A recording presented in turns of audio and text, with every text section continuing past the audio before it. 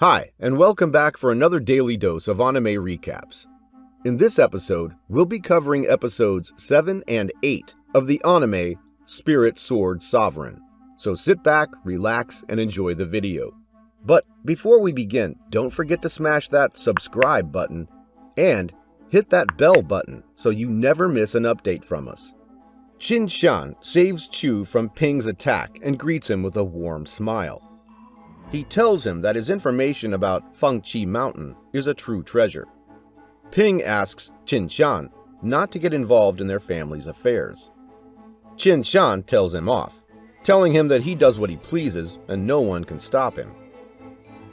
He then tells everyone that if they try to harm Chu, they'll have a taste of his devastating 100-hole building power. He scares the elders with his sudden and unexpected show of power, making them step back in fear. Ping swallows his growing sense of rage, but is unable to stand before Qin Shan, and leaves with his two other brothers. Qin Shan gets back to Chu and passes a warm smile, affirming that Chu's 2-day contract is accurate. He gives Chu a 100 days panacea ring that contains 30 copies of the fire spirits, which are strong spirits. This makes the other members of the Chu family, who were not expecting such generosity, surprised and confused when they see that Qin Shan is being so generous to Chu. In return for helping him out, Chu gives Qin Shan a special formula that's enough to shock him. Qin Shan bids farewell to Chu and takes his leave.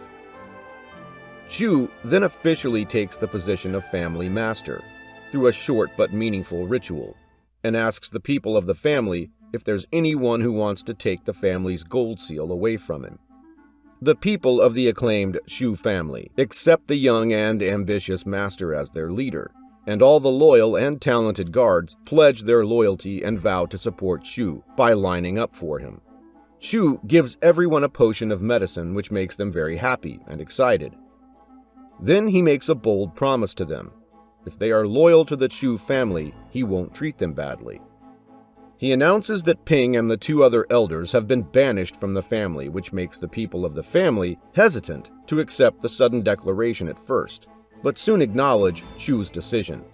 He then tells everyone that he's working with 100 Treasure Pavilion with the development of Fengqi Mountain spiritual materials, and bestows a spirit on his servant, Hu.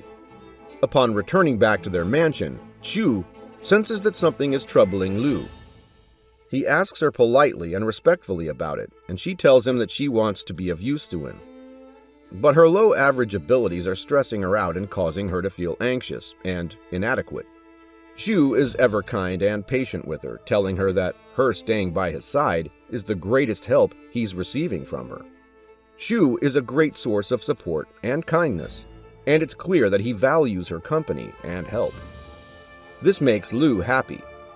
She still goes to her practice room and practices her spiritual abilities, but isn't able to condense and concentrate her spiritual energy.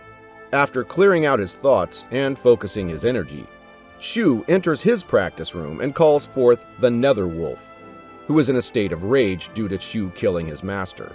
Chu gathers all the spiritual energy of the Nether Wolf in a crystal and then enchants his sword with the crystal, making it upgraded to the 2nd level by absorbing all the characteristics of the Nether Wolf. Later, he sees Hu manifesting the spiritual power which he had given to him. Hu tells him that Lu has been in training for 3 days, but she hasn't been able to condense her Wu Ling spiritual energy.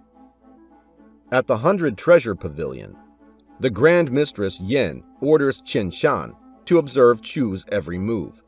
Qin Shan, who by now has complete trust in Chu, shows his concerns about Yen's doubts about Chu, and asks her why she still wants to be careful about him. She tells him that besides Chu's remarkable alchemy techniques, she couldn't find any such alchemy methods recorded in ancient alchemy works. She suddenly senses Chu's presence outside and tells Qin Shan that Chu has come to buy a treasure named Dan Ding. She asks Qin Shan if she wants to welcome him herself. Chu meets Yen and is shocked when she holds his hands and greets him with the utmost respect, even though he's late.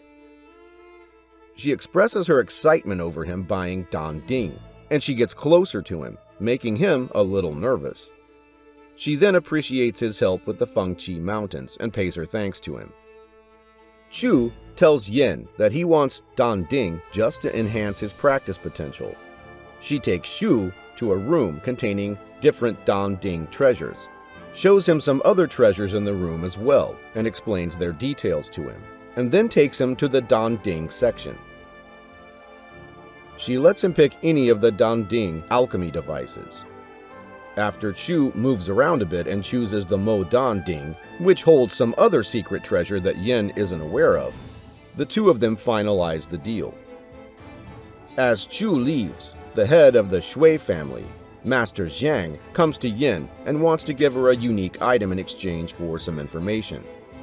Yin instantly sees through Master Zhang's intentions and tells him that she doesn't like his daughter Yin, and tells Qin Shan to state the end of any relationship between the 100 Treasure Pavilion and the Shui family. She then leaves, saying that she doesn't like the Shui family, making Master Zhang first surprised and then mad. Chu returns to his mansion and thinks about how hard it is for him to understand Yin.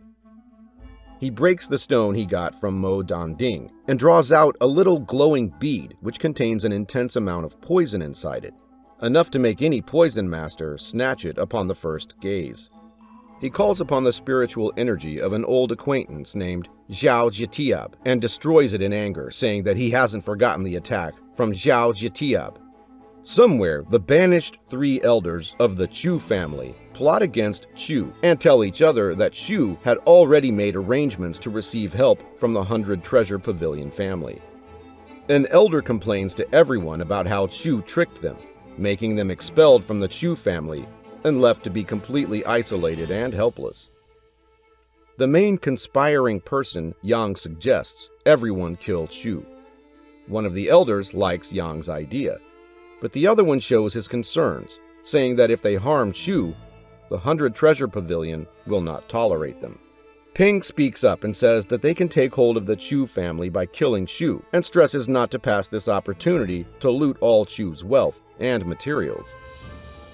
Everyone reluctantly agrees to Ping's proposition, and a mysterious man, standing with his back leaning against the wall, smirks to hear the final decision. To be continued.